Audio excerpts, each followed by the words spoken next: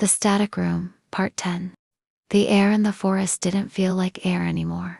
It pressed close against my skin, thick with something older than breath. My legs moved without thinking. Just behind him, always a few steps behind. The man with no name never looked back, but somehow I knew he wanted me there. Branches scraped across my sleeves like fingers. The trees whispered in a language I didn't know, but my bones did. Every rustle felt familiar, like a memory I couldn't reach. We walked until the castle was just a ghost of red behind us. The only light was the moon and the pulse beneath my skin. Then he stopped. In front of us, hidden between the roots of an ancient yew, was a hollow, black and deep. At first, I thought it was just a dip in the ground, but no. This was something else. A door, not made by hands, made by time, or magic. He stepped aside, looked at me with eyes that weren't human but weren't inhuman either, like they belonged to something between. "You hear it?" he asked. I did. A low hum, faint but constant, like the earth itself was breathing. My fingertips buzzed. My heart beat wrong in my chest, out of rhythm. I knelt without knowing why, and then I said it, the chant. I didn't even remember learning it. By ash, by thorn, by sky and flame, I call the wind, I speak my name. Each word spilled from my lips like it had always been there. By thread of night and drop of rain, unseen I walked, but not in vain. The hollow glowed, not bright, not blinding, but real. A soft red light, like something waking up. I looked at him.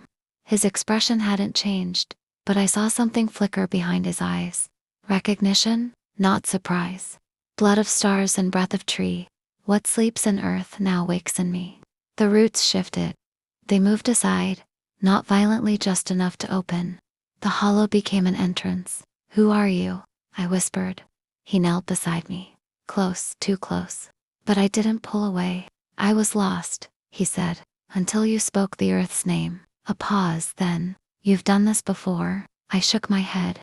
"No, I haven't." "You have," he said, and for the first time, I noticed the pain behind his smile. "Just not in this life." I didn't ask what he meant. I couldn't. My mouth was dry. My body was on fire with stillness. "I need to show you something," he said. "But once you see it, you won't be able to go back." "Go back where?" "To before."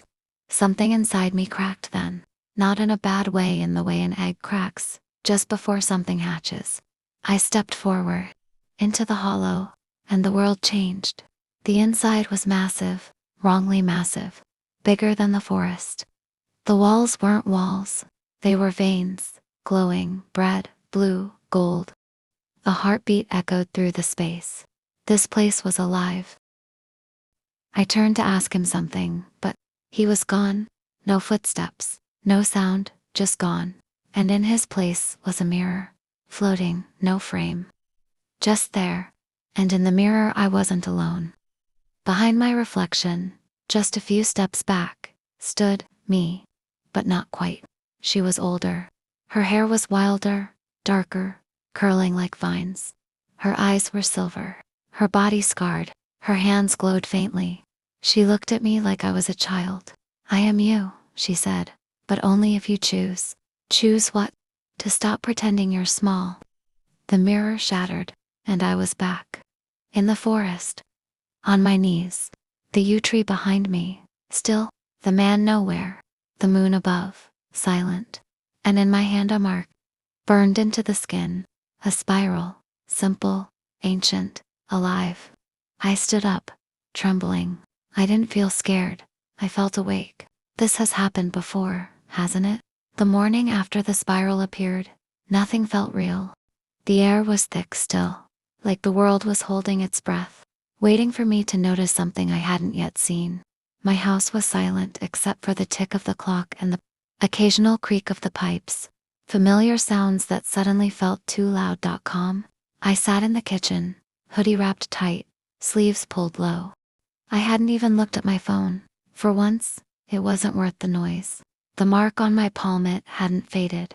It pulsed faintly, not like a heartbeat, more like a memory trying to push its way back through my skin. I poured myself coffee, black, strong, no sugar. My only comfort lately. The kettle clicked off like it knew the ritual by heart. As I sipped, I stood by the window, watching the river behind the house shimmer. The trees beyond it whispered, branches swaying in a wind I couldn't feel. I hadn't gone live in months, but muscle memory took over. I opened the YouTube app, thumb hovered over the Go Live button. My reflection stared back at me, pale, sleep-starved, haunted. I didn't hit record, but I whispered anyway. I think I've done something. A knock at the front door startled me so hard I nearly spilled my coffee. Nobody knocked. Not this early. Not out here. I opened the door just a crack, heart hammering. He was there. The man from the woods. The nameless one? His smile was softer this time. Less forced. He looked tired, not just sleepy, but ancient, like he'd lived through more than one life and remembered each one too clearly. He was holding something. A notebook, worn leather-bound, burned at one corner. You dropped this, he said. I didn't, I replied. He didn't blink. Not in this life. I took it without knowing why. It was warm in my hands, almost vibrating. What's your name? I asked. He hesitated. You'll know it when you're ready. Of course, another riddle, but this time, it didn't make me roll my eyes. His voice was soft but sure, like he was trying to protect something by not saying too much. Can I come in? I should have said no. Instead, I stepped aside. He looked around like he'd been here before, like my tiny front room was a church and he was walking barefoot across the altar. You drink coffee, he said, eyeing my mug. You don't. I try. It reminds me of warmth. I miss it. He sat down across from me like he belonged there, cross-legged, grounded. My cat, normally shy with strangers, leaped into his lap without hesitation. I sat down slowly, held the notebook tight. What is this? Yours, he said. From when? He looked at me in that same knowing way. From before the fire. I paused. Cold crept up my arms. What fire? He didn't answer. I opened the book. The pages were filled with strange handwriting. Sharp, looping, foreign. And yet I could read every word. Spells, symbols, sketches of the forest, the castle, a page with a face mine, but wild. Hair longer, eyes glowing, fire all around her. Me. You're not human, I whispered. No, he said. Neither are you, but I feel human. You feel tired? That's different. I didn't know what to say. He leaned forward. You felt it, haven't you? The shift in the air. The dreams, the way light flickers when you're angry or scared. I thought it was just stress, anxiety, the doctor said. They don't see the spiral, do they? I shook my head. No, they think I'm making things up. He nodded, like he'd heard this before. They can't see it, not unless they've died and come back. Have you? He didn't answer, just smiled that crooked, tired smile. Outside, the wind picked up. A tree branch scratched the window in slow, deliberate strokes. I looked back at him. Why are you here? To warn you. About what? The static room. I shivered. You keep saying that. What is it?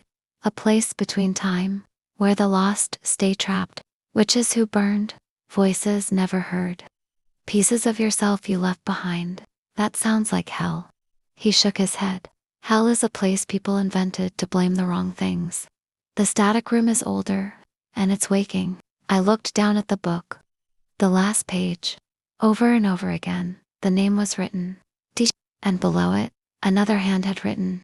She remembers, in coffee, in fire, in silence. In storms she walks again. A light flickered overhead. Then another. The cat hissed softly, eyes glowing gold in the dim light.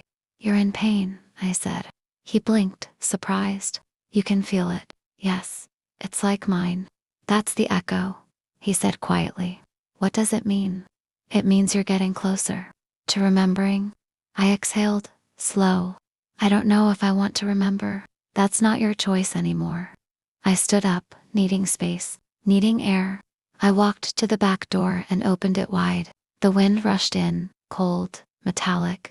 And there by the river, something shimmered. A woman in red, long black hair, eyes like mine. She was only there for a second, then gone. I saw someone, I said. She's your shadow, he murmured. The one who burned last time. I closed the door. Locked it. He stood too.